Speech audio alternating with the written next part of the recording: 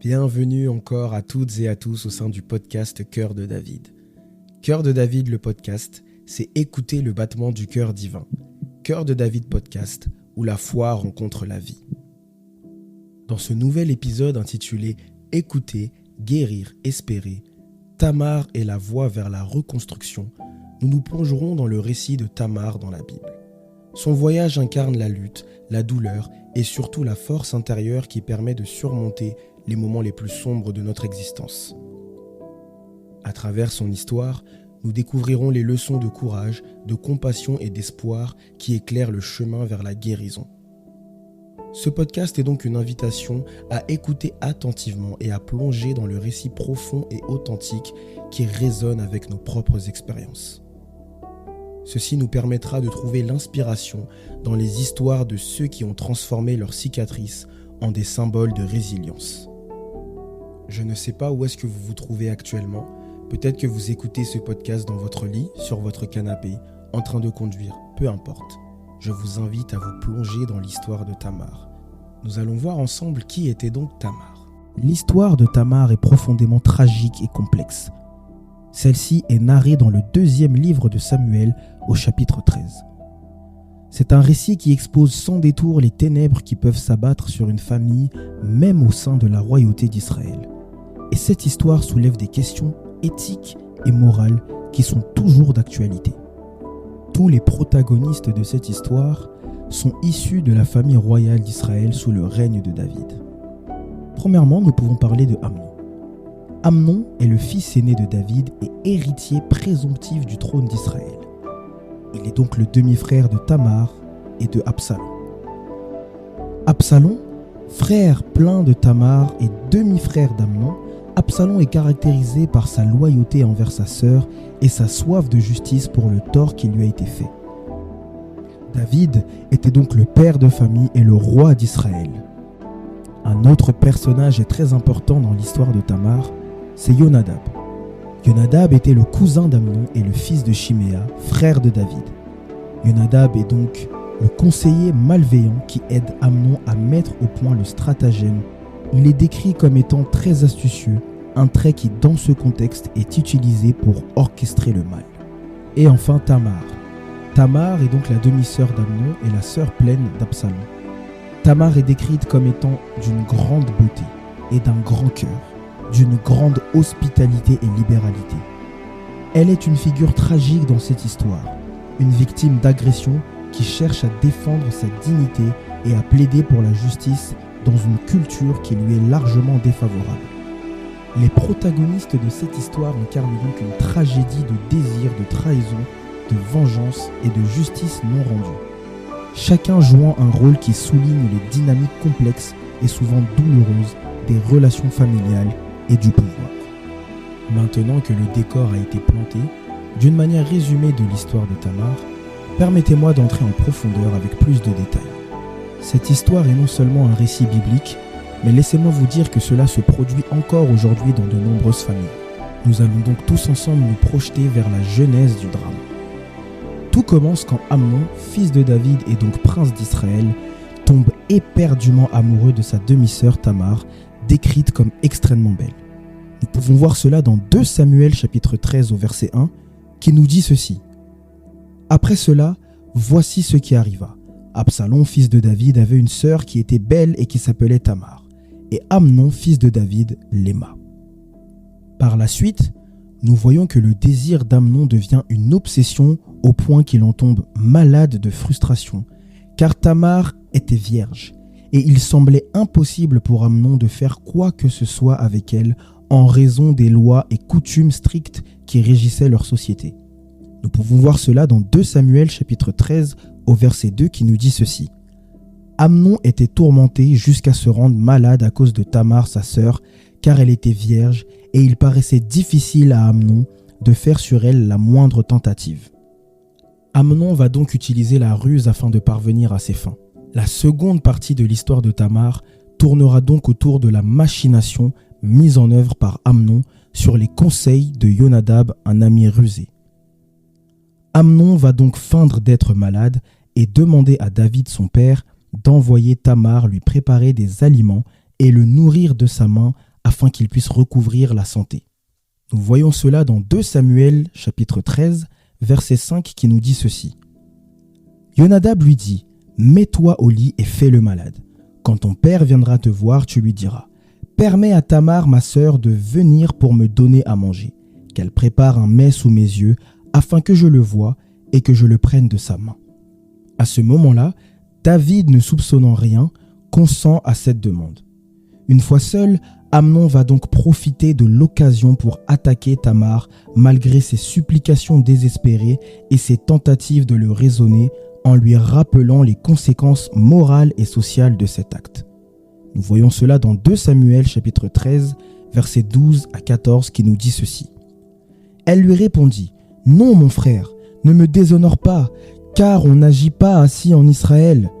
Ne commets pas cette infamie. Où irais-je, moi, avec ma honte? Et toi, tu serais comme l'un des infâmes en Israël. Maintenant, je te prie, parle au roi, et il ne s'opposera pas à ce que je sois à toi. » Mais il ne voulut pas l'écouter, il lui fit violence, la déshonora et coucha avec elle. L'histoire de Tamar va continuer avec des conséquences et des répercussions. Après avoir commis cet acte effroyable, Amnon est pris de dégoût pour Tamar et la chasse de sa présence, aggravant son déshonneur. Nous voyons cela dans 2 Samuel chapitre 13, versets 15 à 17, qui nous dit ceci. « Puis Amnon eut pour elle une forte aversion, plus forte que n'avait été son amour. Et il lui dit, « Lève-toi, va-t'en !» Elle lui répondit, « N'augmente pas en me chassant le mal que tu m'as déjà fait. » Il ne voulut pas l'écouter et appelant le garçon qui le servait, il dit, « Qu'on éloigne de moi cette femme et qu'on la mette dehors et ferme la porte après elle. » À la suite de ce passage, nous voyons donc que Tamar est dévastée. Elle marque publiquement sa détresse en déchirant sa précieuse tenue de princesse et tunique que portaient à l'époque les femmes vierges en Israël. Elle va ensuite mettre de la cendre sur sa tête, signe de son déshonneur irréparable. Nous pouvons voir cela dans 2 Samuel chapitre 13 au verset 19, qui nous dit ceci. « Tamar répandit de la cendre sur sa tête et déchira sa tunique bigarrée. Elle mit la main sur sa tête et s'en alla en poussant des grands cris. » Ensuite, au verset 20, la Bible nous dit ceci. « Absalom, son frère, lui dit, « Amnon, ton frère, a-t-il été avec toi ? Maintenant, ma sœur, tais-toi. C'est ton frère, ne prends pas cette affaire trop à cœur. » Et Tamar, désolée, demeura dans la maison d'Absalom, son frère. Nous voyons donc qu'après cet acte horrible, Tamar a couru chez son frère Absalom. Absalom, son frère, a donc pris sa défense. Cependant, David a été outré par l'acte commis par Amnon, mais il n'a en aucun cas réagi d'une manière à ce que Amnon soit réprimandé. Nous voyons cela dans 2 Samuel chapitre 13 au verset 21 qui nous dit ceci. Le roi David apprit toutes ces choses et il fut très irrité. Cette indifférence aura donc un précédent très dangereux qui pèsera lourd sur la dynastie. Suite à cela, Absalom, nourrissant une haine profonde, va venger sa sœur Tamar. Il va donc mettre en place un plan pour tuer Amnon lors de la fête des bergers 2 ans plus tard. Nous voyons cela dans 2 Samuel chapitre 13 versets 23 à 29. Il est impressionnant de voir que l'acte d'un seul homme, conduit par ses désirs et ses travers sexuels, a brisé toute une famille. Cette histoire met donc en lumière plusieurs thèmes profonds, notamment les dangers du désir non contrôlé, la complexité des relations familiales, l'importance de la justice et des conséquences de l'inaction face au péché. Elle souligne également la vulnérabilité des femmes dans une société patriarcale et les effets dévastateurs de la violence sexuelle. L'histoire d'Amnon et Tamar est un récit sombre mais très instructif, qui incite à la réflexion sur la nature humaine, la justice divine et la nécessité de protéger les innocents et de lutter contre l'injustice dans toutes ses formes. Elle rappelle que les choix que nous faisons entraînent des répercussions non seulement sur nous-mêmes, mais aussi sur celles et ceux qui nous entourent. Ces conséquences peuvent affecter le cours de notre vie et celle des autres d'une manière irréversible. Veuillez noter un détail très important, la tunique de Tamar. La tunique que portait Tamar dans l'histoire biblique a une signification spirituelle et culturelle profonde. Il s'agit de la Ketonet Passim, souvent traduite par robe longue à manches ou tunique de diverses couleurs. Cette tunique est mentionnée à 2 reprises dans la Bible. Nous la voyons pour la première fois dans Genèse chapitre 37 au verset 3, qui nous dit ceci. « Israël aimait Joseph plus que tous ses autres fils, parce qu'il l'avait eu dans sa vieillesse, et il lui fit une tunique de plusieurs couleurs. » La deuxième tunique se trouve donc dans 2 Samuel chapitre 13 verset 18, qui nous dit ceci.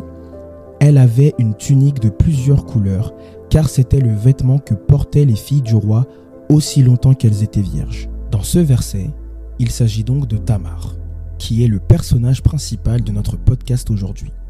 Lorsque Tamar déchire sa tunique après avoir été agressée par son frère Amnon, c'est un acte symbolique de grande importance. Elle montre physiquement que son honneur a été brisé et que son statut de princesse vierge lui a été injustement enlevé. C'est un cri de désespoir et une manifestation de deuil profond face à l'injustice qu'elle a subie. Spirituellement, cet acte peut être vu comme une rupture de la relation harmonieuse et sacrée que Tamar entretenait avec sa famille, sa communauté et son Dieu. Car dans la tradition hébraïque, la sexualité et la pureté étaient étroitement liées à l'obéissance aux commandements de Dieu et à l'ordre social établi. La destruction de la tunique de Tamar sert également à mettre en lumière l'ampleur du péché d'Amnon et à susciter l'empathie pour la souffrance de Tamar. Dans un sens spirituel plus large, cela montre comment les actions pécheresses peuvent détruire non seulement l'intégrité physique, mais aussi l'identité et le statut social d'une personne devant Dieu et les hommes.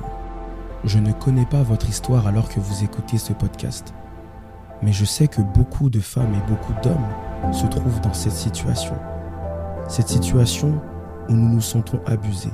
Dans le cas de Tamar, il s'agissait d'un abus sexuel et en plus de cela un inceste. Je sais que ces sujets sont parfois tabous dans nos sociétés et pourtant, beaucoup d'hommes et de femmes en font les frais jusqu'aujourd'hui. Après cet épisode, Tamar a perdu sa virginité. Elle a perdu son honneur. Et à cette époque en Israël, il était important que les femmes restent vierges. Ceci était tellement important qu'elles avaient des tuniques distinctives pour bien préciser que ces jeunes femmes avaient gardé leur virginité. Mais à cause de l'acte d'Amnon sur sa vie, elle a dû perdre aussi sa tunique. Je ne sais pas ce que vous avez perdu depuis cet événement tragique que vous avez aussi pu vivre à l'image de Tamar, mais je prie qu'alors que vous êtes en train d'écouter cet épisode, que le Seigneur Jésus-Christ opère en vous une œuvre de restauration. Tamar, bien qu'abandonnée et rejetée par sa propre famille, mérite réparation et rédemption pour le mal qui lui a été fait. Il est important de souligner que même aujourd'hui en 2024, beaucoup d'hommes et de femmes peuvent s'identifier à l'histoire de Tamar sur plusieurs aspects. Ces hommes et ces femmes peuvent aussi retrouver l'espoir et l'espérance dans le Seigneur Jésus-Christ. Peut-être que vous aujourd'hui, comme Tamar, vous avez peut-être vécu des expériences de traumatisme ou de violence sexuelle. Ces expériences peuvent laisser des cicatrices profondes sur le plan émotionnel, mental et spirituel. Tout comme Tamar, peut-être qu'il est difficile pour vous aujourd'hui de faire face à ces traumatismes. Vous vous sentez blessé, déshonoré et isolé. Il est important de souligner que Tamar a été trahie par son propre frère Amnon qui aurait dû la protéger. De même aujourd'hui, peut-être que vous avez été trahi et abandonné par des membres de vos familles, vos amis ou des proches. Et cela peut engendrer un sentiment d'injustice et de tristesse profonde. Peut-être que la stigmatisation et la honte s'est emparée de votre cœur. Comme Tamar, après avoir été abusée par son frère, elle a été stigmatisée socialement. Elle a ressenti une profonde honte. De même, une femme ou un homme qui a été victime de violences sexuelles peut être confronté à la stigmatisation et à la honte dans sa communauté ou dans la société en général. Peut-être qu'en écoutant ce podcast, vous êtes en train de chercher la rédemption et la guérison. Permettez-moi de vous dire que malgré les épreuves que vous endurez aujourd'hui, vous devez obtenir justice et rédemption. Peut-être que vous avez vécu des traumatismes ou des choses encore plus graves que ce que nous pouvons imaginer. J'aimerais vous appeler aujourd'hui par la grâce de Dieu, à la guérison et à la restauration. Il est important de noter que dans le monde dans lequel nous vivons actuellement, les femmes sont plus victimes de ces abus que les hommes.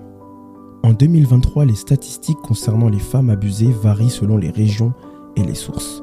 Nous pouvons noter 4 types de violences qui généralement concernent les femmes. La première violence est la violence conjugale. Selon l'Organisation mondiale de la santé, environ 1 femme sur 3 dans le monde a été victime de violences physiques ou sexuelles de la part de son partenaire intime ou au cours de sa vie. Ensuite, il y a le harcèlement sexuel. Le harcèlement sexuel reste un problème répandu dans de nombreux pays. Les chiffres varient en fonction des études et des enquêtes. Mais une enquête de l'Union européenne a révélé que près d'1 femme sur 2 a été victime de harcèlement sexuel à un moment donné de sa vie. Nous avons également les violences sexuelles.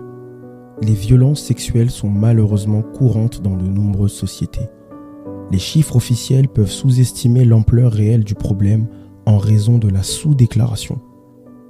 Selon l'OMS, donc l'Organisation mondiale de la santé, près de 35% des femmes du monde entier ont subi des violences sexuelles de la part d'un partenaire non conjugal ou d'une personne non intime au cours de leur vie. La dernière violence auquel sont confrontées les femmes, mais aussi les hommes, c'est la traite des êtres humains. La traite des êtres humains, y compris à des fins d'exploitation sexuelle, reste un fléau mondial. Les femmes et les filles représentent une proportion disproportionnée des victimes de la traite. Selon les estimations des Nations Unies, les femmes et les filles représenteraient environ 71% des victimes détectées à l'échelle mondiale. Il ne resterait donc que 29% pour les hommes. Nous sommes donc dans un monde où des hommes et des femmes transportent au plus profond de leur être des cicatrices invisibles à l'œil nu et pourtant bel et bien présentes. C'est pourquoi je me permets de vous présenter Jésus-Christ, le consolateur par excellence. À vous qui avez pu subir de tels actes comme Tamar dans la Bible, je vous suggère de trouver un réconfort dans la prière. Vous pouvez trouver un réconfort et de la force en priant le Seigneur Jésus-Christ et de lui demander de l'aide et une direction dans ces moments de détresse. Vous pouvez aussi lui demander de guérir vos blessures, vos plaies, à cause de cet acte qui vous a marqué à jamais. Je vous invite à proclamer la guérison dans votre vie par la foi. La foi en Jésus-Christ peut apporter guérison et rédemption à travers le pouvoir de sa grâce et de son amour. Que vous soyez un homme ou une femme, vous pouvez trouver la guérison émotionnelle et spirituelle en vous confiant dans le Seigneur Jésus-Christ et en laissant vos fardeaux entre ses mains. Je vous exhorte aussi à fréquenter une communauté de soutien. Peut-être que vous avez des frères, des sœurs, des amis à qui vous pouvez partager vos douleurs. En faisant cela, vous sentirez la solitude vous quitter.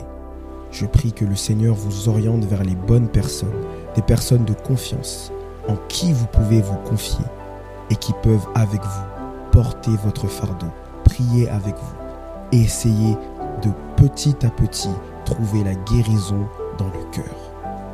Le Seigneur Jésus-Christ va renouveler votre estime de vous-même. La vérité de l'Évangile enseigne que chaque personne est précieuse et aimée de Dieu. En se rappelant de votre identité en Christ, une femme et un homme peuvent retrouver leur estime d'eux-mêmes et leur valeur en tant qu'enfants de Dieu, malgré les épreuves que vous avez pu traverser. Voici quelques écritures que vous pouvez méditer et parler à haute voix afin que cela entre en vous et que vous soyez pleinement guéris des abus que vous avez pu subir. Il s'agit peut-être d'abus physiques, émotionnels, d'un abus de pouvoir ou de confiance que vous avez subi. Mais j'aimerais proclamer la parole de Dieu sur votre vie. Psaume chapitre 34, verset 18. L'Éternel est près de ceux qui ont le cœur brisé et il sauve ceux qui ont l'esprit abattu. Ésaïe chapitre 41, verset 10. Ne crains rien, car je suis avec toi. Ne promène pas des regards inquiets, car je suis ton Dieu. Je te fortifie, je viens à ton secours et je te soutiens de ma droite triomphante.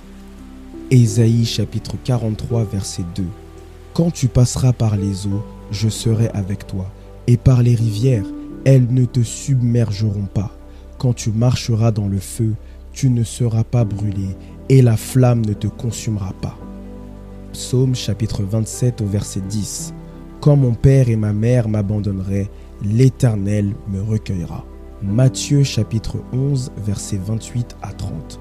Venez à moi, vous tous qui êtes fatigués et chargés, et je vous donnerai du repos. Prenez mon joug sur vous et recevez mes instructions, car je suis doux et humble de cœur, et vous trouverez du repos pour vos âmes, car mon joug est doux et mon fardeau est léger. Romains chapitre 8, versets 38 à 39. Car je suis persuadé que ni la mort, ni la vie, ni les anges, ni les dominations, ni les choses présentes, ni les choses à venir, ni les puissances, ni la hauteur, ni la profondeur, ni aucune autre créature ne pourra nous séparer de l'amour de Dieu manifesté en Jésus-Christ notre Seigneur. Ces versets soulignent la proximité de Dieu dans les moments de détresse, sa capacité à apporter réconfort et secours, et la certitude de son amour indélébile. Ils peuvent servir de source d'encouragement et de force pour un homme, une femme qui se tourne vers Dieu dans les moments de besoin. Je vous assure que l'épisode que vous avez pu vivre n'était pas la volonté parfaite de Dieu. Mais la Bible dit que toute chose concourt au bien de ceux qui aiment Dieu. Cet épisode vous a marqué. Il a été tellement ancré au-dedans de vous que vous ne savez plus comment avancer. Mais j'aimerais vous dire qu'en Jésus-Christ, il est possible. La restauration est possible.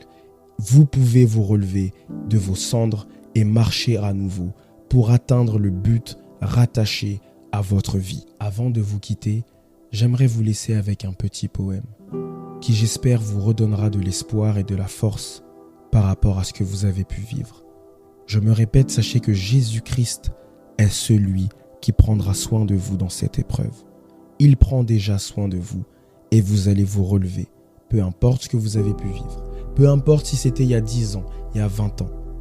Le Seigneur est capable de restaurer le cœur qui a été brisé. Dans les ombres de la peur, dans les échos du silence, des femmes brisées pleurant en résilience. Leur cœur meurtri, leurs âmes tourmentées, cherchant la lumière dans l'obscurité. Jésus-Christ, toi qui guéris, toi qui consoles, entends leurs prières. Ô Dieu des consolations, dans tes bras d'amour, elles trouvent refuge, où la douleur s'efface, où l'espoir se juge. Pour celles et ceux qui ont été souillés, trahis, abandonnés, pour celles et ceux dont la voix a été étouffée, condamnée, tu es le Rédempteur, le Libérateur, le Rocher. Leur force dans la faiblesse, leur espoir, leur fierté. Que ta grâce inonde leurs cicatrices, que ta lumière dissipe leurs supplices, que ta voix douce apaise leurs cris, et qu'elles trouvent la paix dans tes bras, ô Jésus-Christ. Dans chaque larme versée, dans chaque nuit sombre, tu es présent, ô Seigneur, leur donnant ton ombre. Que leur histoire devienne un hymne à ta gloire, à ta puissance de restauration, à ton amour, à ta victoire. Que leur voix s'élève, pleine de courage et de foi, pour proclamer ta grâce qui jamais ne se dévoie.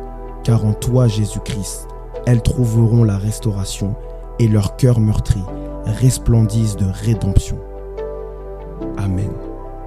Merci à toutes et à tous d'avoir écouté cet épisode. Celui-ci a présenté un sujet bien sensible. Écouter, guérir, espérer. Tamar est la voie vers la reconstruction. À la suite de cet épisode, j'espère que le Seigneur a pu mettre un baume sur votre cœur. Cœur de David, le podcast, c'est écouter le battement du cœur divin. Cœur de David podcast, où la foi rencontre la vie. Je vous invite donc à partager, à commenter, à me donner vos avis concernant cet épisode afin que je puisse progresser. Je prie que le Seigneur vous fasse du bien cette nuit ou bien ce matin, en ce jour que vous débutez alors que vous avez écouté cet épisode. Je vous souhaite donc une agréable journée ou une bonne nuit. Tout dépend l'heure à laquelle vous écoutez cet épisode. Merci à tous et je prie que le Seigneur vous bénisse.